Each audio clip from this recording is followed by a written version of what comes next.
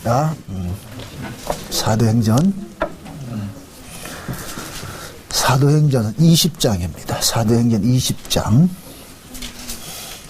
6절서부터 12절까지입니다. 사도행전 20장 6절로부터 12절까지 우리 같이 한번 보도록 합시다. 다 같이 한번 봅시다. 우리는 무교절 후에 빌립보에서 베드로를 떠나 닷새 만에 드로아에 있는 그들에게 가서 이레를 머무니라. 안식 그 첫날에 우리가 떡을 때려 모였더니 바울이 이튿날 떠나고자 하여 저희에게 강론할세 말을 밤중까지 계속하며 우리가 모인 윗다락에 등불을 많이 켰는데 유두구라 하는 청년이 땅에 걸터 앉았다가 깊이 졸더니 바울이 강론하기를 더 오래 하며 졸음을 이기지 못하여 삼층로에서 떨어지기를 이렇게 보니 죽었는지라. 바울이 내려가서 그 위에 엎드려 그 몸을 안고 말하되 떨지 말라 생명이 저에게 있다 하고 올라가 떡을 떼어 먹고 오랫동안 날이 새며 세기까지 이야기하고 떠나니라. 사람들이 살아난 아이를 데리고 와서 위로를 받았더라. 아멘. 기도합시다. 하나님, 바울의 그 선교 사역이 이제 막바지로 향합니다. 이제 예루살렘에 올라가서 결박을 당하고 로마로 압송되어서 순교하는 그 자리까지 나아가는 그 과정 속에 이 드로아에서 죽은 유두고를 살리는 이 사건이 이렇게 기록이 되어 있는데, 이 사도행전 역사 속에 이러한 이 기록들을 여기에다 이렇게 기록한 그 이유가 무엇인지 주께서 우리 마음을 열어서 이게 잘 깨달아지는 시간이 되어지게 도와주옵소서. 이 유두고의 사건을 통하여서 하나님께서 우리에게 말씀하시고자 하는 또 그 뜻이 무엇인지를 분명히 알 수 있는 시간들이 되게 도와주시옵소서. 예수님의 이름으로 기도합나이다. 아멘. 제자들은 이 땅에 살아가는 그 삶의 모습이 예수님의 삶을 대신해서 사는 사람들입니다. 대신 그 제자들만 그런 게 아니고 모든 성도들도 마찬가지죠. 그래서 예수님께서 이 땅에 오셔가지고서 하셨던 그 일들을 제자들이 이제 대신하잖아요. 그래서 사도행전 1장에 보면은 너희가 성령을 받게 될 것 같으면 뭐가 된다? 예수의 뭐가 된다? 증인이 된다 그런다. 증인. 거기서만 증인이라는 얘기는 물론 예수님께서 하신 일을 증거하는 차원의 증인도 맞아요. 그런데 그것은 더 이제 깊은 의미에서는 예수님과 같은 운명에 처한 사람이 된다 그 뜻이거든요. 그래서 그 바울도 지금 예수님과 같은 그러한 그 모습으로 지금 살고 있는 거예요. 그래서 바울이 지금 이제 이 사도행전 역사를 이렇게 쭉 이렇게 성경을 읽어볼 것 같으면은 마지막 이제 바울의 막 피크예요, 피크. 막 이제 그 이방인 전도를 마치고 예루살렘에 올라가 가지고서 오늘 이제 읽지는 않았는데 16절을 보세요. 16절을 보면은 바울이 아시아에서 지체하지 않기 위하여 에베소를 지나 행선하기로 작정하였으니 이는 될 수 있는 대로 오순절 안에 예루살렘에 이르려고 급히 가미로라 그러죠. 그 이야기는 지금 바울이 지금 일정을 모두 에베소의 일정을 마치고 빨리 지금 거리 올라가려고 그러는 거예요. 오순절 날에. 오순절 때에 맞춰서 올라가는데, 근데 그 이제 예루살렘에 올라가가지고서 바울이 어떻게 됩니까? 그 성전에서 저 유대인들한테 고소를 당해가지고서 어떻게 돼요? 결박당해가지고 로마로 압송이 돼 간단 말이에요. 그래서 로마에 가가지고 바울의 일생은 끝나잖아요. 그게 지금 오늘 이 본문 이야기가 그 로마로 가는 그 예루살렘에 올라가서 저 로마로 붙잡혀가는 그 과정 속에 긴박한 그 과정이에요. 그 마치 이건 뭐가 같으냐면 예수님께서 십자가를 지시기 전에 마지막 한 일주일 간격 그와 같은 뭡니까? 모습이란 말이죠. 그런데 바울이 이 드로아에서 일주일 동안 머물면서 이제 내일이면 떠납니다. 내일이면 이제 떠나는 날짜, 떠나기 전날 밤에 그들과 뭐 하느냐면은 성찬식을 거행을 하게 돼요. 성찬식을 하는데 그 성찬식을 하는 그 과정 속에서 베드로가 설교가 아마 길었던 모양이라, 내보다 더 길었던 모양이라. 설교가 아주 길게 했다니까 유두고라는 이 청년이 창문에 걸터 앉았다가 떨어져 죽어버렸단 말이죠. 떨어 죽었어. 죽은 것을 이제 바울이 내려가 가지고서 살려내는 일들을 하잖아요. 그러니까 우리가 성경을 여러분들이 이렇게 볼 때에 이 성령께서 이 성경을 기록을 했잖아요. 그러면은 성령께서 왜 유두고 사건을 여기에다 이렇게 편집을 해놨을까? 다 의미가 있어요. 그냥 우연히 된 것이 아니고. 그래서 바울이 지금 마지막 이제 떠나기 전날, 들어와서 떠나기 전날 이제 모아놔놓고 성찬식을 하는 것은 마치 예수님께서 십자가에 지기 전날 뭐 합니까? 제자들 모아놔놓고 뭐 해요? 최후의 만찬하는 것과 똑같은 거예요. 최후의 만찬. 그게 바울이 지금 가는 길이나 예수님께서 가는 길이나 같은 거예요. 영적 의미에서는 같단 말이죠. 그래서 예수님께서 마지막 성찬을 하시면서 뭐라 그랬습니까? 떡을 떼주면서 뭐라 그랬어요? 내 살인이 먹으라 그러잖아요. 그 무엇을 상징해요? 예수님의 죽음을 상징하잖아요. 그런데 바울이 지금 들어와서 내일이면 떠나는데 그날 떠나기 전날 밤에 들어와 교인들 모아놔놓고 성찬식을 하는데 유두고 사건이 벌어졌단 말이죠. 그럼 그 성찬식이라는 것은 예수님의 죽으심을 기념하는 것인데, 그러면은 제가 늘 이야기해요. 성찬식 할 때만 그런 얘기 하잖아요. 기념이라는 것은 뭐이다? 과거에 일어났던, 실제 일어났던 사건을 지금 현재화시키는 것이 기념의 의미라고 그랬어요. 그리고 우리가 성찬식을 하는 것은 그냥 이건 퍼포먼스 하는 게 아니에요. 옛날에 2000년 전에 일어났던 그 사건이지만은 실제 지금 우리 현재 역사 속에서 지금 내 속에서 이루어진다는 것을 고백하는 마음으로 우리가 성찬식을 하는 것이란 말이죠. 그러면은 바울도 마찬가지예요. 바울도 지금 들어와 교인들에게 마지막 날 이제 성찬식을 행하는 것은 예수님께서 십자가에 죽으시고 부활한 사건은 그냥 남의 이야기가 아니고 실제 이야기다. 실제 이야기. 내가 지금 너희들이 있는 이 자리에서 이 성찬식을 행하는 것은 예수님의 그 죽으심과 부활하심의 그 십자가 사건을 지금 너희들에게도 그대로 뭐가 되느냐? 적용이 되는 문제라는 거예요. 적용이 되는 문제. 그럼 예수님의 십자가 사건이 어떤 사건이에요? 죽었다가 뭐 하는 거예요? 살아나는 사건이잖아요. 그러니까 예수님이 십자가에 죽었다가 살아나는 그 사건을 지금 바울은 뭐냐? 유두고라는 한 청년을 가지고서 지금 뭐 하느냐? 보여주는 거예요. 실제화 보여주는 거예요. 그러니까 하나님께서 바울이 복음을 증거하는 그 현장 속에 유두고라는 이 청년이 3층에서 떨어져 가지고서 죽었고, 죽은 그 유두고를 바울이 살려내는 이 일들을 하나님께서 여기에다가 이렇게 딱 삽입을 시켜놨단 말이죠. 그럼 이건 결국 이 뭡니까? 이 드로아 교인들이 유두고가 죽었다가 살아난 이 사건을 통해 가지고서 뭐를 받았다 그래요? 12절에 보니까 사람들이 살아난 아이를 데리고 와서 위로를 적지 않게 받았다 그러잖아요. 결국 하나님께서는 지금 현재 드로아에 있는 그 교인들을 위로하기 위해서 유두고 사건을 뭐 했다? 발생을 시킨 거예요. 유두고 사건을. 자, 바울이, 이렇게 생각해보세요. 바울이 지금 그들에게, 드로아 교인들에게 무슨 복음을 전해요? 예수님이 십자가 복음을 전한단 말이죠. 십자가 복음을. 그러니까 그 십자가 복음은 듣는 사람 입장에서는 추상적일 수가 있어요. 그런데 그 추상적인 이야기들을 지금 하나님께서는 바울이 전하는 그 복음이 옳음을 뭐 하냐, 유두고 사건을 가지고서 증명을 해줘 버린단 말이에요. 증명을.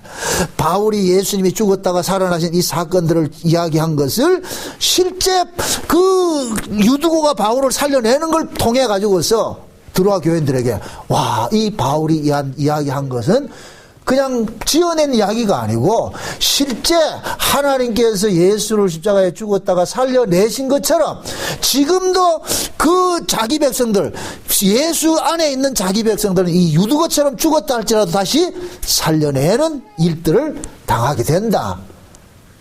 그러면 이 유두고 사건을 봤던 이 드로아 사람들은 어떤 생각이 들겠어요? 죽음을 두려워하겠어요? 안 하겠어요? 안 하겠지요. 죽음을 두려워하지 않겠죠.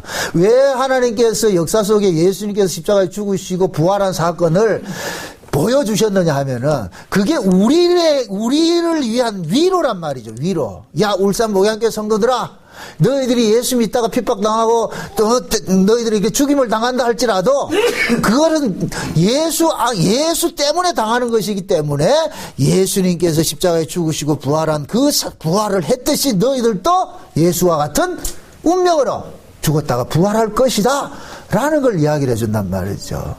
그래서 성경에서 일어났던 이러한 이야기들은 남의 이야기가 아니라 곧 누구 이야기가 되느냐? 나의 이야기가 되는 거예요. 나의 이야기. 우리 이야기가 된단 말이죠. 그러니까 하나님은 예수님을 샘플로, 이게 샘플이라면 좀 못합니다만, 예수님을 대표로 해서 보여주신 거예요. 보여주신 거. 그럼 그 예수님 속에 누가 있어요?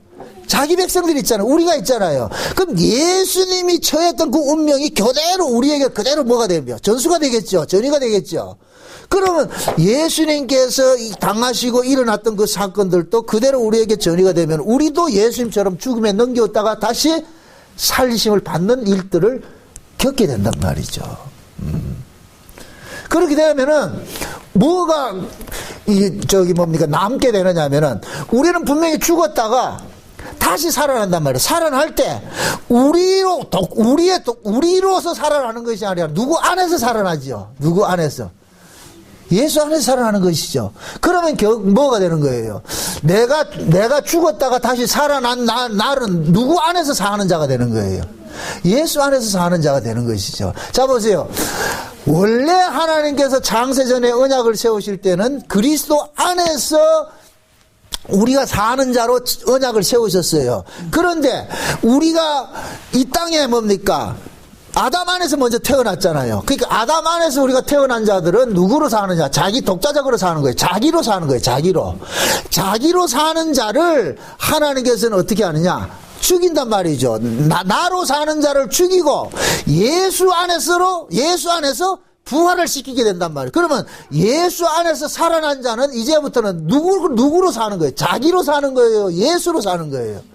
예수로 사는 것이죠. 그러면 예수 안에서 다시 살아난 그 사람은 간증을 할 때 내가 사는 것이 아니고 누구로 산다고 얘기를 해요? 예수로 산단 말이죠. 요 상태를 성경에서는 뭐라 그러냐? 우리가 무릎을 꿇고 예수를 우리 입으로 예수를 주라 뭐 한다? 시인한다 그런다. 시인한다. 그러니까 하나님께서 일을 벌려가는 것들이 이제 그거 알겠죠. 왜 하나님께서 우리를 이 역사세계에 보내가지고서 그 역사세계에서 예수 그리스도를 통해서 우리를 구원을 하는지. 그러면 예수 그리스도를 통해서 구원이 된 사람은 뱉어야 되는 그 내용이 딱 하나밖에 없어. 누구로 산다? 예수로 산다. 예수로 산다. 응? 그걸 하나 보여주는 거예요. 그래서 유두고 사건도 마찬가지예요. 분명히 유두고는 죽었어요. 죽었는데 그 죽은 유두고를 누가 살려내느냐? 바울이 살려냈다니까. 바울이. 그러면 유두고는 누구 안에서 사는 자가 되는 거예요? 바울 안에서 사는 자가 되죠. 그럼 그 바울은 지금 바울의 능력으로 유두고를 살렸습니까? 하나님의 능력으로 살렸습니까? 하나님 능력을 살렸죠. 그러니까 그 유두고는 바울 안에서 사는 것이 아니라 하나님 안에서 산다. 그러니까 다른 말로 말해서 바울은 예수님을 대신하고 있는 자니까 바울을 통해서 살아난 이 유두고는 누구 안에서 사는 자냐? 예수 안에서 사는 자가 되는 것이란 말이죠. 그래서 바울이 지금 뭡니까? 이런 일들을 행하는 것들이 그냥 우연히 일어난 것이 아니고 이것은 과거에 이제 구약에서도 이런 일들이 일어났거든요. 구약에 보면은, 자 보세요. 구약에 보면은 엘리야와 엘리사가 있어요. 엘리야와 엘리사가 있는데 이 엘리야와 엘리사를 제가 지난번에 설명을 할 때에 두 예수를 상징한다고 내가 이야기를 했어요. 엘리야는 육체로 오신 예수님을 상징을 하고 그 다음에 엘리사는 성령으로 오신 주님을 이야기한다 그랬어요. 그래서 엘리사는 자기 영감으로 사는 것이 아니고 엘리야가 주신 영감으로 사는 거예요. 엘리야의 겉옷을 가지고서 어떻게 합니까? 그 엘리야의 영감을 받죠. 그죠?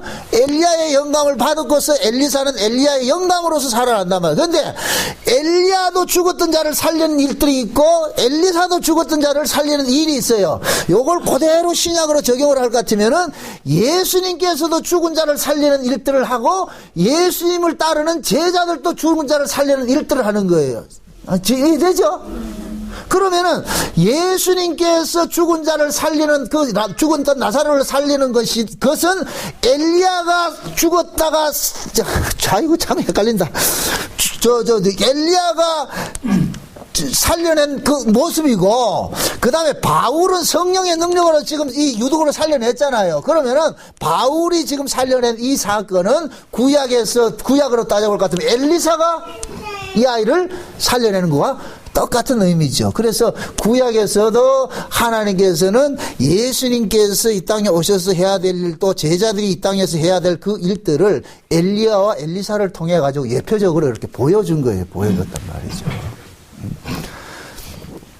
그럼 이런 일들이 지금 이 시대에도 그것은 뭡니까? 그 영적 의미는 그대로 우리에게 뭐가 되냐? 계속해서 전이가 되는 것이죠. 그러니까 유두고 속에 누가 포함이 되어 있느냐? 우리가 포함이 되어 있다니까. 그래서 유두고라는 이름이 재미있어요. 유두고라는 이름이 복된 자라는 뜻이거든요. 유두고라는 이름이. 쉬운 말로 복을 받은 자예요. 복을 받은 자. 그럼 무엇입니다? 이 세상 속에서 복 받은 자가 누구예요? 복을 받은 자가 누구예요? 우리죠, 우리. 우리가 복을 받은 자죠. 구약에 볼까도 하나님께서 아브라함을 뭐라 그래요? 복에 뭐라 그래요? 복의 조상 삼죠. 그럼 아브라함 속에서 나온 자들은 전부 무슨 자가 되는 거예요? 복 받은 자가 되는 것이지, 복 받은 자. 그래서 구약에서는 아브라함의 후손들이 뭘 받아요? 구원을 받잖아요. 그럼 신약도 마찬가지죠. 신약에도 복의 조상이 누구예요? 예수님이죠. 그럼 예수님 안에서 나온 자들은 누가 되는 거예요? 뭐가 되는 거예요? 복된 자가 되는 거죠. 그럼 그 복된 자의 이름이 지금 뭐라 그랬어요? 유두고라니까. 내가 유두고라니까. 내가 유디고. 어? 그럼 참 여기서 위로를 많이 받아야 되는 게, 굉장히 여기 참 위로가 되는 말씀이에요. 유두고가 지금 뭐 하느냐면은 3층에 있다가 떨어졌거든요. 그런데 지금 이 원문을 볼 것 같으면은 이 3층을 뭐라 그러냐? 셋째 지붕이라 그래. 셋째 지붕. 셋째 하늘이라고 한다. 셋째 하늘. 자, 이렇게 생각하세요. 저와 여러분들이 소속이 어디에 소속이 되어 있어요? 셋째 하늘에 소속이 되어 있죠. 셋째 하늘에 소속이 되어 있지만은 있지만은 실제 우리는 이 땅에 살고 있단 말이죠. 그래서 우리는 셋째 하늘의 신앙을 가지고 있으면서도 우리는 때로는 좋을 수도 있고 떨어질 수도 있는 거예요. 죽을 수도 있는 거예요. 그러나 그 속에 예수 그리스도의 생명이 있는 자들이기 때문에 반드시 우리는 살려냄을 잊게 되어 있어요. 이해되죠? 그러니까 유두고는 지금 뭐냐? 지금 저와 여러분들 대표해서 이렇게 보여주는데 저와 여러분들도 하나님의 말씀을 듣고 언약을 안다 할지라도 우리는 이 땅에 살면서 신앙생활 하다 보면 우리가 원치 않게 뭐냐? 떨어질 수가 있다니까. 마태복음 25장 보세요. 마태복음 25장. 마태복음 25장을 봅시다.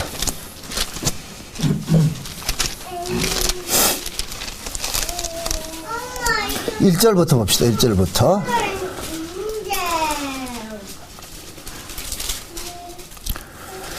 1절부터 한번 봅시다. 다 같이 몇 절까지 보느냐면 13절까지 봅시다. 1절부터. 저를 돕는 의미에서 다 같이 시작.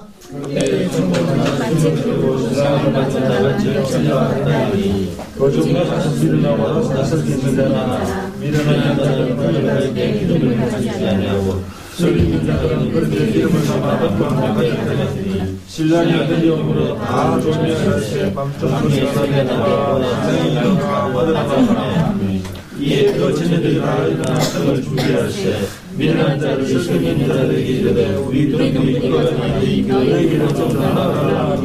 저기 있는 자들이 가야 우리와 너희는 다 돌아가나 차라리 하는 자들에게 가서 너희 속에서 살아가니 그들의 살아간 사이에 신랑이 오므로 준비한 미련을 함께 오는 연지에 들어가고 너는 다친지라 그후에 너는 제지들어서 주여 주여 우리에게 주소서 대답을 이르되 주여 우리에게로는 내가 너를 알지 못하노라 했느니라 그들을 듣고 있사 너희는 그들의 본때를 알지 못하노라. 아멘. 자 보세요. 지금 예수님께서 천국의 비유를 하는데 천국은 마치 뭐가 되느냐? 신랑을 맞으려는 열처녀가 같다 그러잖아요. 열처녀. 자 보세요. 이거 참 재미있는 것이 열처녀 다 누구를 기다리고 있어요? 신랑을 기다리고 있죠. 그죠? 신랑을 기다리고 있는데 근데 신랑은 실제적으로 누구만 데려가요? 열처녀를 다 데려가는 것이 아니고 그 중에 5만 데려가죠. 이 이야기는 결국 뭡니까? 이것을 우리식으로 이야기할 것 같으면은 모든 인간은 다 구원받기를 원해요. 모든 인간들은 다 구원받기를 원하는데 실제 예수님께서는 누구만 구원해요? 자기 백성만 구원하죠. 그러니까 여기에서 뭡니까? 그 등불비, 열처녀 등불 비유를 할 것 같으면은 지금 보세요. 미련한 자들은 뭐를 가지고 있고? 등만 가지고 있고 기름은 없고. 근데 지혜로운 자는 뭐예요? 슬기 있는 자들은 등과 기름을 가지고 있죠. 그러니까 우리가 여기 봤을 때 등이라는 것은 형식이고 기름은 내용이잖아요. 그러면은 이걸 우리식으로 이야기를 할 것 같으면은 우리를 살게 하는 것이 뭐예요? 언약이고 그 언약을 또 이렇게 좀 확대 해석을 할 것 같으면 우리 안에서 살게 하는 것은 성령이란 말이죠. 그래서 열처녀묘에서 기름을 성령이라 해도 그렇게 무리한 해석은 아니라 자 보세요. 열처녀 중에 미련한 처녀는 등을 가졌고 그 다음에 슬기 있는 처녀는 등과 뭐를 가졌어요? 기름을 가졌죠. 그죠? 그 기름을 성령이라고 할 것 같으면은 이 성령은 신랑이 누구에게 주느냐 하면 신부에게만 주는 것이란 말이에요. 신부에게만. 그잖아요. 그런데 신랑이 준 그 성령을 받은 신부도 졸고 아이고 이 말이 참 어떻다. 기름을 받지 않는 미련한 처녀도 좋은 거예요. 다 졸며 잘세라니까. 다 졸며 잘세. 쉬운 얘기로 이 땅에 살아가는 삶의 모습은 신자나 불신자나 도끼인 객끼이라니까. 뭐 별다른 거 없어요. 신자라고 해서 그 사람들 뭐 더 뭡니까 더 깨끗하고 더 잘 사는 것도 아니고. 예? 그러니까 살아가는 삶의 모습 속에서는 신자나 불신자나 똑같은데 하나님께서는 신자에게는 반드시 뭐 하느냐? 구원을 이루어내시고 불신자는 그냥 유기시켜버린단 말이죠. 그래서 저와 여러분들이 신앙생활을 이렇게 하면서 우리가 자꾸만 이렇게 자기가 낙심이 되는 것이 언제 낙심이 되냐면은 내가 하나님의 뜻대로 신앙생활을 잘 해야 하는 건 알고 있으면서도 우리는 그렇게 살지 못할 때가 많잖아요. 그러면 우리는 자꾸만 낙심이 되는 거예요. 왜 내가 하나님 뜻대로 살지 못할까? 비록 내가 하나님 뜻대로 살지 못한다 할지라도 우리는 뭐냐면은 낙심할 필요가 없는 이유는 뭐냐면은 신앙이라는 것은 내가 내 노력으로 내 의지로 지켜내는 게 아니란 말이죠. 이것은 하나님께서 우리를 지켜주고 우리를 건져내는 것이지 내가 뭔가 노력해가지고 의지적으로 말이죠 구원을 이루어가는 그것이 아니란 말이죠. 그러니까 신앙생활을 하다 보면은 유두고처럼 그냥 말씀 듣다가 잘 보세요. 유두고가 지금 어디 참석했어요? 지금 바울의 설교를 듣다가 좋을 수 있어요. 좋을 수 있다. 좋을다가 뭐세요? 떨어졌잖아요. 떨어진 건 누구든지 다 떨어질 수가 있는데 그런데 그 떨어진 유두고를 누가 살려내느냐? 바울이 가서 살려내더란 말이죠. 이건 다시 말해서 저와 여러분들이 예수 그리스도를 믿으면서 우리가 때로는 하나님 뜻대로 살지 못하고 넘어질 때가 있단 말이죠. 그러나 그 넘어진 그들조차도 누가 또 다시 이렇게 세움을 하느냐? 주께서 이렇게 세워주신다니까. 그러니까 신앙생활 하다가 좀 때로는 좀 연약해서 넘어지고 말이야 실족하고 하더라도 낭망을 하지 말란 말이죠. 그런 과정을 우리는 거치게 돼 있어요. 제가 가장 두려워하는 게 어떤 사람들이냐면 온전한 사람이에요. 스스로 온전하게 살겠다 하는 사람이거든요.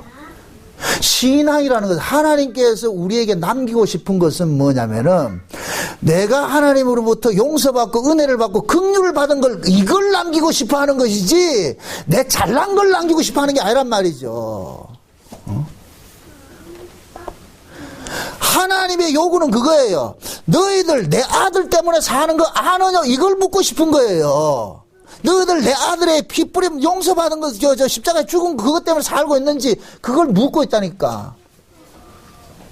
그러니까 우리는 뭐냐 하나님 말씀 앞에 설 것 같으면 우리 자신들은 날마다 뭐가 되느냐 내가 하나님 뜻대로 살지 못하는 자라는 것으로 뭐가 되느냐 고발을 당한단 말이에요. 고발을. 그런 의미에서 지금 보세요. 바울이 마지막 떠나기 전날 밤에 성찬식을 행하는 그 도중에 지금 누가 떨어졌냐 유두고가 죽고 그 죽은 유두고를 살려내는 이 사건들을 이 사도행전 역사 속에 삽입을 시켜놓은 것은 결국 두로와 교인들을 하여금 너희들도 말씀을 듣고 말씀대로 살지 못하고 유두고처럼 떨어질 수 있어 죽을 수 있어. 그러나 낙심하지 말아라. 반드시 너희들은 어떻게 한다? 주께서 너희들을 뭐 한다? 살려내신다. 이 사실을 알려주고 싶은 거예요. 그럼 이 사도행전을 보는 독자들은 지금 우리가 독자니까 그럼 이 유두고 사건을 남의 이야기로 볼 것이 아니라 우리가 비록 이 땅에서 하나님의 뜻대로 살지 못하고 우리는 삼층천에 살아야 될 사람이에요. 삼층천에 살아야 되는 사람인데 그런데 우리는 뭐냐면은 내가 우리 연약해가지고, 육신이 연약해서 삼층전에 잊지 못하고 떨어져서 우리는 죽을 때가 있단 말이야. 신앙이 떨어질 때가 있단 말이죠. 그러한 일이 닥칠지라도 너희들은 뭐 하지 마라? 낙심하지 말라. 누가 다시 일으켜 세웠나? 주께서. 그럼 일으켜 세움을 입은 사람은 간증할 게 뭐가 간증이 돼야 돼요? 지가 일어났다. 주께서 일으켜 세웠다. 주께서 이렇게 세우죠. 히브리서 12장 보세요. 히브리서 12장.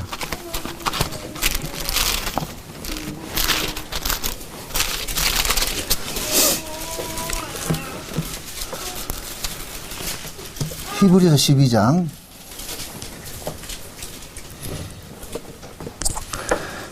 자, 몇 절을 보는가 하면은, 11절부터 봅시다. 11절부터. 6절 먼저 보고 11절, 13절까지 봅시다. 6절 먼저 보고 같이 봅니다. 주께서 그 사랑하시는 자를 징계하시고 그 받으시는 아들마다 채찍질 하심이니라. 무릇 징계가 당시에는 11절 무릇 징계가 당시에는 즐거워 보이지 않고 슬퍼 보이나 후에 그로 말미암아 연달한 자에게는 의와 평강한 열매를 맺나니 그러므로 피곤한 손과 연약한 무릎을 일으켜 세우고 너희 발을 위하여 곧은 길을 만들어서는 저는 다리로 하여금 어그러지지 않고 고침을 받게 하라. 자 보세요. 지금 하나님께서 징계를 자기 사랑하는 아들들에게 뭐를 하느냐 징계를 한단 말이죠. 그럼 묻습니다. 징계는 왜 하는 거예요? 제대로 하니까 징계합니까? 제대로 못하니까 징계합니까? 제대로 못하니까 징계하죠. 유두고처럼 유두고가 안 떨어져서는 살려낼 일이 있다 없다? 없죠. 유두고가 떨어져 죽으니까 살려내는 일들을 당하잖아요. 그러듯이 징계는 뭐냐면 잘 못하니까 징계하는 거예요. 그럼 징계하는 것은 징계를 통해 가지고서 어떻게 한다 그래요? 연약한 무릎을 일으켜 세우고 어그러진 길을 올바로 하게. 그럼 봅시다. 연약한 무릎을 일으켜 세우고 어그러진 길을 올바로 가게 하는 이것은 아들이 가는 겁니까? 아버지가 그 길로 가게 만드는 겁니까? 아버지가 그 길로 가게 만드는 것이죠. 그죠? 비록 아이가 걸어가는 건 맞아요. 아이가 그렇게 걸어가는데 실제 그 아이가 그 길을 걸어가도록 하게 하는 것은 누가 하는 거예요? 아버지가 하는 것이죠. 그걸 우리에게 적용을 하잔 말이에요. 저와 여러분들이 이 땅에 살면서 이 아들과 우리는 아들이기 때문에 아들이지만은 우리는 아버지 뜻에 온전하게 살아내지를 못하니까 우리는 필연적으로 뭘 당하느냐? 징계를 당하게 된단 말이죠. 때로는 넘어지고 깨어지고 한단 말이죠. 그러나 하나님께서는 우리 아버지이기 때문에 깨어지고 넘어진 그대로를 보지 않고 다시 어떻게 하느냐? 이렇게 세움을 입는단 말이죠. 세워서 그 길을 가게 하잖아요. 그러면은 넘어졌다 이렇게 세움을 입고서 가는 그 사람은 무엇을 고백을 하고 무엇을 간증해야 되느냐? 내가 가는 이 길은 내가 가는 것이 아니라 우리 아버지께서 가게 해 주셔서 가는 것입니다는 고백이 나와야죠. 이해돼요? 우리가 오전에 야곱의 일생을 살펴봤어요. 야곱을 30년 동안 집 떠나가지고 베델에서 시작해서 30년 동안 돌아서 고자리로 올 때 야곱이 스스로 왔어요. 하나님께서 그렇게 끌고 왔어요. 하나님이 끌고 왔잖아요. 그래서 야곱이 다시 돌아온 그 베델을 그냥 베델을 하지 않고 무슨 베델을 했다? 엘베델을 했단 말이에요. 엘베델이 뭐라 그랬어요? 전능하신 하나님께서 나로 하여금 이 베델까지 인도했다는 뜻이잖아요. 그러니까 우리의 신앙도 마찬가지란 말이죠. 우리가 이 역사 속에 살면서 마음은 원인인 게 맞아요. 여러분들 신앙생활 잘하고 싶죠? 진짜 추천나 잘하는 여러분 다 한다니까 진짜 잘하고 싶은데 우리가 육신이 연약한 관계로 그렇게 살지 못할 때가 있단 말이에요. 못한단 말이죠. 그렇다 할지라도 우리는 낙심하지 말아야 될 이유는 뭐냐? 우리를 곧게 하고 우리를 올바른 길로 인도하게 하시는 분은 누가 하시기 때문에? 주께서 하시기 때문에. 그래서 지금은 꼬라지가 이래도 하나님께서 택한 자식일 같으면은 반드시 하나님께서 그 옳은 길로 가도록 하나님께서 간섭을 해 가신단 말이죠. 응? 그러니까 유두고가 비록 설교를 듣다가 3층에서 떨어져가지고 죽었다 할지라도 죽은 그 유두를 바울이 살려내가지고서 어떻게 하느냐? 거기에 모여있는 들어와 교인들에게 뭐를 주느냐? 위로를 줘버리는 거예요. 그러니까 들어와 교인들을 위로하기 위해서 지금 유두고를 하나님께서 뭘 했다? 시점과 교재로 쓰고 있는 것이죠. 쓰고 있는 거. 그래서 여기 보세요. 바울이 참 재밌는 것이 보세요. 유두고가 3층에 있다가 떨어져서 죽었죠. 그러면은 우리 생각 같으면 그냥 일어나라 이렇게 하면 일어날 수가 있어요. 그 충분히 능력이 된단 말이죠. 그런데 바울이 어떻게 하느냐? 유두고를 말로 일어나라 하지 않고 유두고를 어떻게 해요? 안아버리죠. 감싸 안아버리죠. 그죠? 감싸 안는다는 얘기는 독수리 오행자 같이 유두고하고 바울이 지금 뭐가 되는 거예요? 한 몸이 되는 거예요. 합체가 되는 거예요. 합체. 이 얘기는 결국 뭐냐? 유두고야. 유두고는 너는 너로 사는 것이 아니라 누구로 산다? 예수로 산다는 거예요. 그래서 예수님과 우리가 뭐가 되는 거예요? 한 몸이 되는 거예요. 한 몸. 그래서 우리가 구원을 받는 것은 독자적으로 받는 것이고 예수님과 한 몸으로 구원받는다. 이걸 연합이라고 한다면 연합. 이해되죠? 지금 바울은 그 모습을 보여주는 거예요. 그래서 이 모습이 구약에서는 누구를 통해서 보여졌다? 엘리사를 통해서 보여졌다 그랬잖아요. 엘리사 사건을 한번 보자고. 엘리사 열왕기 뭐야? 봅시다. 열왕기 하를 봅시다. 열왕기 하를. 열왕기 상에서는 엘리야가 이 사건을 일으켰고 열왕기 하에서는 엘리사가 이 사건을 일으킵니다. 열왕기 하를 한번 봅시다. 열왕기 하 몇 장이냐면은 4장을 봅시다. 열왕기 하 4장.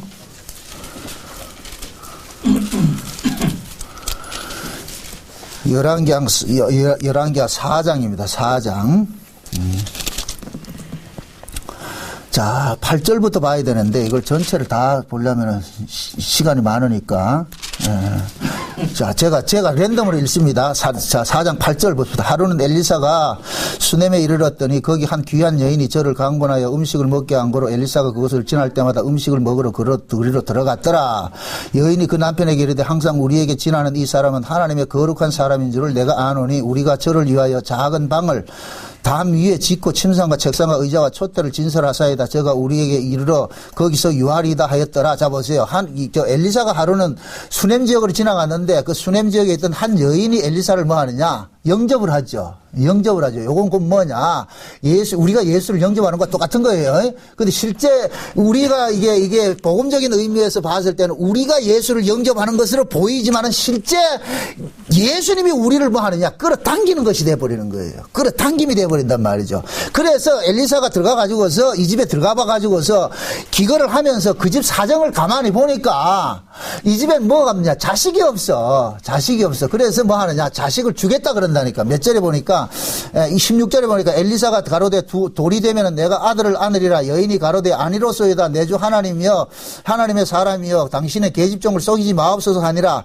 여인이 과연 잉태하여 돌아오매 엘리사가 말한 대로 아들을 낳았더라. 원래 이 여자는 성녀였어요. 아들을 못 낳았잖아요. 여자가 아들을 못 낳는다는 얘기는 결국 뭐냐? 죽은 여자란 말이에요. 죽은 여자 쉬운 얘기로. 근데 그 죽은 여자를 산 여자로 만들어버리죠. 누가? 엘리사가. 그럼 이걸 이렇게 얘기를 합시다. 저와 여러분들 다 죽은 자였는데 우리가 산 자가 되는 것은 무엇을 통해서 산 자가 되는 거예요? 엘리사는 누구를 모형한다 그랬어요? 성령을 모형한다 그랬죠. 성령이 우리 가운데 오심으로 인하여서 우리가 성녀 같은 여자였는데 죽었던 여자였는데 우리가 뭐를 입어요? 살아남을 입는 거예요. 살아남을 입는단 말이죠. 살아남을 입을 같으면 반드시 뭡니까? 자 보세요. 우리가 살아남을 입고 난 다음에 그 다음에 죽음의 역사가 또 한 번 일어난다니까.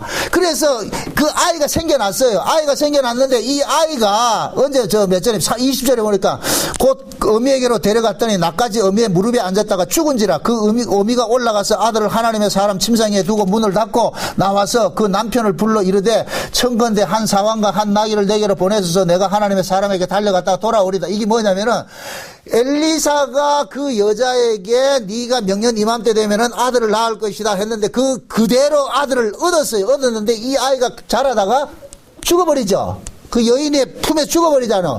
죽으니까 이 여자가 어떡합니까? 그 아이를 어떻게 해요? 엘리사가 그 기거하던 그 방에다가 그대로 올려놔 놓고, 그래서 엘리사한테 쫓아갑니다. 쫓아가가지고서 엘리사를 불러옵니다. 불러와가지고 엘리사가 이제 어떻게 그 아이를 키우는가 보세요. 다 살려내는 거 보세요. 32절. 엘리사가 집에 들어가니 아이가 죽었는데 자기의 침상에, 누구의 침상에 누워있다?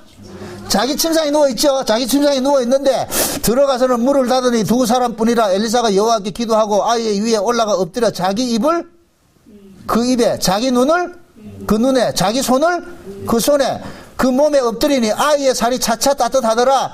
자, 엘리사가 내려와 집안에서 한 번 이리저리 다니고 다시 위에 올라 엎드리니 아이가 7번 재채기하고 눈을 뭐 한다? 던지라. 자, 보세요.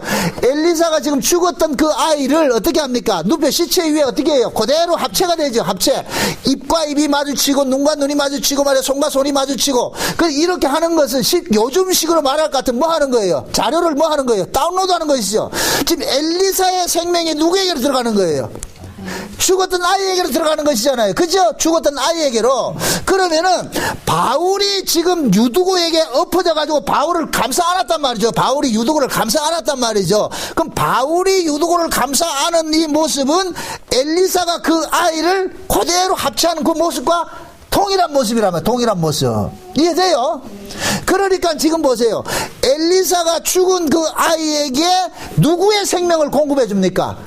자기의 생명을 공급해 주잖아요. 자기의 생명을. 그러면은 죽었다가 살아난 이 아이는 자기 생명으로 사는 자입니까? 엘리사의 생명으로 사는 자입니까? 엘리사의 생명으로 사는 자가 되죠. 지금 왜 이 사건이 일어났냐? 수넴 여자는 자기 아들인 줄 알고 있어.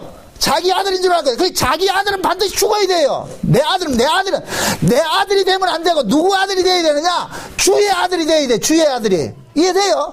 그러니까 수넴 여자는 자기 아들인 줄 알고 있는데 자기 아들을 죽여버리고 그 다음에 엘리사가 살려냄으로 인하여서 이때부터는 살아난 그 아이는 수넴 여자의 아이가 아니고 누구의 아이가 되느냐? 엘리사의 아이가 되는 거예요. 이해되죠? 유두고도 마찬가지인 거예요. 옛사람 유두고는 죽어야 돼요. 복받은 자는 죽어야 돼요. 복받은 자는 죽음을 당하고 그 죽은 자가 누구의 생명으로 살아나야 되느냐면은 예수의 생명으로 살아나야 된단 말이죠. 그래서 바울이 예수님을 대신해가지고 유두고에게 뭐 합니까? 엎드려서 바울의 생명을 유두고에게 심어주는 거예요. 전수시켜주는 거예요. 이해됩니까? 그러니까 유두고가 살아났어. 그러면 그 유두고는 이제부터 누구 생명으로 사느냐? 바울의 생명으로 사는 거예요. 그럼 바울의 생명은 누구 생명이고? 예수님의 생명이고. 이해돼요? 그러면은 이 광경을 바라본 드로아 교인들이 바울이 지금 유두고를 가지고 설교를 하고 있는 거예요. 드로아 사람들아, 너희들이 비록 이렇게 예수 믿다가 죽는다 할지라도 너희들이 죽으면 그 자리에 누가 덮쳐오느냐? 예수의 생명이 덮쳐와서 반드시 너희들을 뭐 한다? 살려낼 것이다. 그러니까 고난과 핍박이 온다 할지라도 두려워하지 마라. 왜? 그 당시에 초대교회 당시에 예수를 믿는 것은 풍전도화 같은 심세란 말이죠. 언제 죽을지는 몰라요. 다 두려웠단 말이죠. 그러나 너희들이 죽는다는 것이 죽는 것이 아니고 죽었던 너희들을 반드시 살려내는 그 과정을 겪게 되어 있기 때문에 너희들이 설령 죽는다 할지라도 그것은 죽음을 위한 죽음이 아니고 다시 살려냄을 얻기 위한 죽음이니까 너희들은 죽음을 두려워하라. 두려워하지 말라. 두려워하지 말라는 거예요. 이게 지금 우리식으로 이야기를 할 것 같으면 지금 저와 여러분도 그러는 거예요. 하나님께서 야 울산 목양교 성도들아, 너희들이 복음을 가지고서 이 복음으로 이렇게 알고 복음으로 살다 보면은 때로는 이단 소리 듣고 너희들이 죽음을 당하는 그런 일들이 당한다. 그럴지라도 염려하지 말아라. 누가 살려준다? 주님께서 반드시 너가 옳은 자라는 것을 증명해 주겠다. 그러니까 낙심하지 말라는 거예요. 그러니까 바울이 마지막 이 선교사역 끝 무렵에 이 유두고 사건을 일으킨 것은 이 유두고를 통하여서 또한 누구를 지금 뭐 하느냐면 위로하느냐면 바울 자신을 위로하는 거예요. 왜 그러냐? 바울이 지금 죽을 자리로 올라가고 있다니까. 죽을 자리로. 그러니까 하나님께서 바울을 격려하고 또 드로아 교인들을 위로하기 위해서 한 사건이 맞아요. 그런데 제일 이 사건을 통해서 누가 위로를 받느냐? 바울 자신이 위로를 받는 거예요. 바울 자신이. 바울이 유두고를 이런 식으로 살려내고 나가지고 나중에 예루살렘에 올라가가지고서 그 예루살렘에 올라갔을 때에 사람들이 바울의 그 허리끈 가져가지고서 올라가지 말라 그래요. 올라가지 말라 그러죠. 그런데 바울은 뭐라 그래요? 비록 죽음이 내 앞에 기다린다 할지라도 올라가잖아요. 왜 그래요? 바울이 유두고를 통해 가지고서 이 사건을 자기가 실제적으로 경험되었단 말이죠. 내가 비록 죽는다 할지라도 내가 죽었던 유두고를 살려냈듯이 우리 주님께서 나를 살려낼 것이야. 그것이 믿어지기 때문에 바울은 죽음의 길을 담대히 올라갈 수 있는 거예요. 지금 우리도 마찬가지예요. 저와 여러분들이 예수 믿으면서 때로는 낙심되고 때로는 넘어질 수 있어요. 그러나 그것이 우리를 죽이기 위해서 하는 것이 아니고 하나님께서는 잡으세요. 다시 이렇게 세움을 얻기 위해서 넘어짐이 있다니까. 내가 너를 다시 이렇게 세우기 위해서 너를 넘어뜨리는 거예요. 그럼 넘어졌다가 일어나는 자는 자기 힘으로 일어나는 것이 아니라 주님의 은혜로서 일어난다니까. 그거 하나님 알려주기 위해서 하나님 일을 하신다니까. 이해돼요? 복음이라는 것은 내가 온전해서 말이죠, 일사천리로 하나님 앞에 딱 나가는 게 아니에요. 넘어졌다가 주님에 의해서 일으켜 세움을 입고서 나가는 거예요. 그럴 때는 넘어졌던 자가 일으켜 세움을 입었을 때는 이때부터는 이 아이는 누구의 힘으로 사느냐, 자기 힘으로 사는 것이 아니라 나를 일으켜 세워주신 그 주님의 힘으로 사는 거예요. 그럴 때 그 주님의 힘으로 살았던 이 사람들은 모두가 여출일과에게 고백이 나오는 것이 뭐냐, 나의 나 된 것은 주의 은혜입니다. 내가 사는 것이 아니라 내 안에 주께서 사는 것입니다. 그 고백을 하게 하신다니까. 하나님 그 고백 드러내기 위해서 자기 백성들이 이 땅에서 실패하는 구조 속으로 자꾸 집어넣는 거예요. 실패하는 거. 그래서 여러분들 그게 어떻게 볼 것 같으면은 이 신앙생활 하는 것도 실패도 과정이에요. 과정이라니까. 무엇을 위한 과정이다? 온전해지기 위한 과정이지요. 자, 묻습니다. 죽음이라는 것은 무엇을 위한 죽음이에요? 다시 살기 위한 죽음이지요. 다시 살기 위한 죽음. 또 묻습니다. 왜 하나님 우리를 죽여요? 죽였다 다시 살리는 그런 번거로운 일을 합니까? 죽였다 살려낼 때 우리 힘으로 사는 것이 아니라 누구 힘에 산다? 예수의 능력으로 산다. 예수의 생명으로 산다는 걸 알려주기 위해서 그래서 죽음이라는 그 코스를 집어넣는 거예요. 원래 하나님께서 창세전에 언약을 세우실 때는 예수 안에서 우리를 구원을 하기로 작정을 했어요. 그러면은 모든 인간들은 예수 안에서 구원받는 것이 되어 있는데 지금 우리가 아담 안에서 태어난 자들이 자기가 예수 안에서 산다는 걸 안다 모른다? 모르고 있어요. 자기 독자적으로 살고 있다고 생각한단 말이죠. 그러니까 하나님께서는 자기 백성들을 붙잡아가지고서 먼저 어디다 집어넣느냐? 죽음에다 집어넣는다니까. 죽음에다 집어넣어놓고 그 다음에 다시 살려내는 일을 한다니까. 그럴 때는 그 살려진 사람은 독자적으로 사는 것이 아니라 누구 힘에 의해서 살아났다? 주님의 힘에서 살아났죠. 그래서 에스겔서 37장에 볼 것 같으면은 해골골짜기가 나오는데 그 해골골짜기의 그 해골들을 누가 살려내요? 생기가 불어가지고 살려내죠. 생기가 불어서 살라진 그 해골들을 무엇으로 만드냐? 하나님의 군대를 만든단 말이죠. 그럼 그 하나님의 군대는 누구의 힘에 의해서 살아난 군대냐? 생기의 힘에서 살아난 군대이기 때문에 자기 힘으로서 싸우는 군대가 아니라 생기의 능력으로 싸우는 군대가 되는 거예요. 이해되죠? 그 생기가 신약식으로 오면 누구예요? 성령이죠, 성령. 그래서 저와 여러분들이 성령, 우리가 뭐냐면은 율법 아래 태어나서 우리가 뭐 하느냐, 죽임 당하는 구조 속에 들어가는 거예요. 하나님께서 죽은 자를 다시 살려내서 일을 한다니까. 그럼 죽었다가 살려난 이 사람들은 고백이 뭐가 나오느냐? 내가 하는 것이 아니라 누가 하는 것이다? 주님께서 하신다. 이 고백이 나오는 거예요, 고백이. 그래서 신앙이라는 것은 이 땅에 살면서 이렇게 적용이 되어질 때는 날마다 실패하는 일들이 일어나요. 실패하는 일들이. 그럼 그 실패를 통해서 우리는 또 뭐를 깨닫느냐면은 나의 연약함을 깨닫고 하나님께서 나로 향하는 그 은혜와 그 사랑, 이걸 또 깨닫는다니까. 그러니까 하나님의 관심사는 뭐냐? 네가 사는 것이 아니라 누구로 산다는 걸 알려주기 원한다? 예수로 살기, 하나님의 은혜로 사는 것을 알려주기 원하는 그 작업을 벌리는 거예요. 그게 우리가 이 땅에서 겪어야 될 그 과정이란 말이죠. 그래서 마태복음 25장에도 분명히 등과 기름을 예비한 그 처녀도 졸며 잔다는 거예요. 그 졸며 잔다는 얘기는 유두고가 졸다가 어디에 떨어졌다가 삼층전에서 떨어져가지고 죽었듯이 마찬가지인 거예요.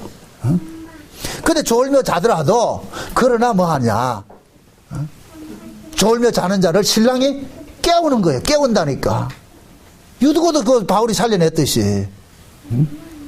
앞으로 여러분들이 이 땅에 살아가면서 남은 여생들 신앙생활을 하면서 마음은 여러분들이 온전한 모습을 하는 뜻대로 살고자 그 지향성 가지고 있으세요. 그러나 우리는 육신이 연약해서 순간순간 우리는 뭐 하느냐? 넘어질 수가 있어요. 넘어질 수가 있다니까. 그러나 그 넘어짐이 있다 할지라도 그것은 뭐냐? 하나님의 은혜를 알게 하기 위한 또 넘어짐의 과정이니까 그걸 통해 가지고 다시 툭툭 털고 일어나면은 그게 올바른 신앙이라니까. 그게 신앙생활의 한 모습이라니까. 우리 아이를 키울 때 아이는 어려서부터 당연히 넘어지고 옷 더럽게 하는 거 알아요. 한단 말이죠. 그러면서 아이는 커가잖아요. 부모의 간섭 속에서. 그러듯이 하나님께서 지금 자기 백성들을 어떤 식으로 간섭해내느냐, 유두고처럼 간섭해내는 거예요. 유두고처럼. 응? 그 유두고의 이름이 뭐이다? 뜻이 뭐이다?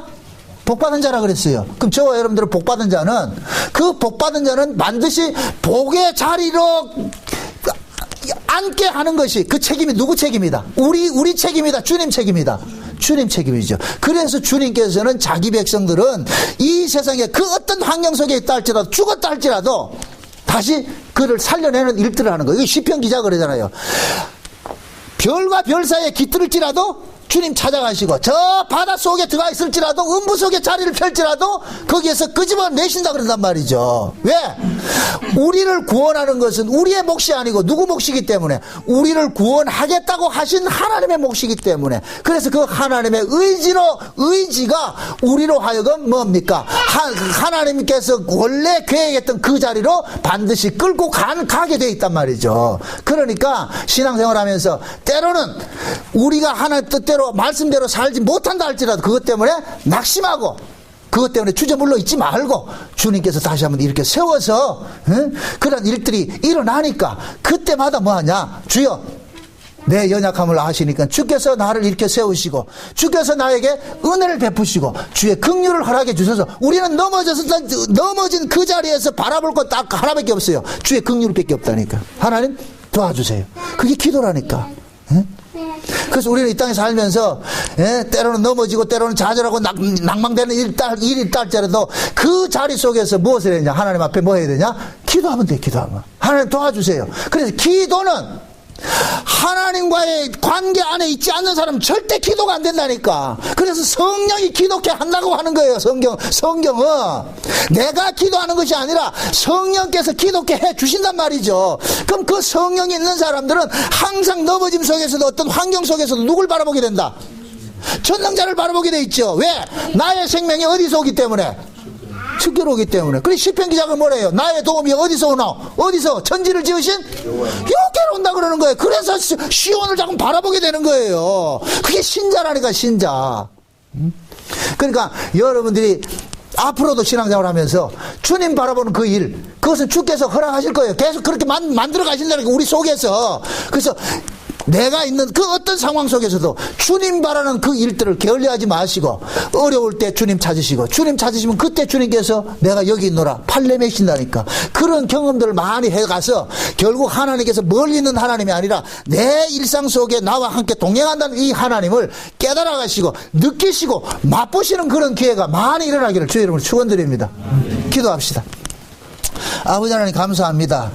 유두고를 통해 가지고서 지금 우리에게 이렇게 교훈을 주신 것을 감사합니다. 우리는 다 유두고처럼 참 비록 복된 자이지만은 졸며 자다가 떨어져서 이렇게 죽음을 당할 수도 있습니다. 그러나 분명한 것은 죽은 우리를 살려내신 주님이 우리와 함께 한다는 이 사실을 깨닫고 범사 속에 감사함으로 담대하게 살게 도와주시옵소서. 예수님의 이름으로 기도합나이다. 아멘.